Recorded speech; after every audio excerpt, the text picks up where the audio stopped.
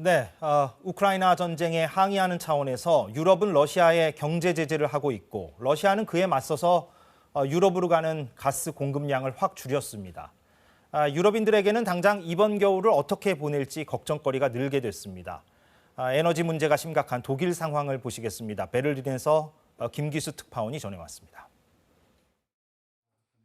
베를린 교민 임수자 씨가 올해 초 납부한 지난해 사용 가스요금은 약 190만 원. 문제는 올해 가스요금이 너무 올라 내년엔 300만 원 이상 내야 된다는 겁니다. 임 씨는 올 겨울엔 최대한 벽난로를 이용하기로 했습니다. 몇 년 전 벽난로에 한국식 바닥난방 보일러를 설치한 게 신의 한 수가 됐습니다. 이미 장작도 준비해뒀습니다. 2배로 올랐으니까 내년에 어떻게 저기를 할 건지 겨울에 많은 사람들이 정말 고생을 많이 해야 될 것 같아요. 내년 봄에 가스비 때문에.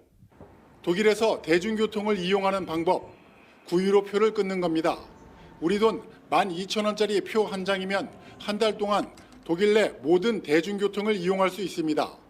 러시아의 우크라이나 침공에 따른 에너지 위기를 극복하기 위한 독일 정부의 대책이었지만 다음 달부터 폐지됩니다. Schade. Weshalb?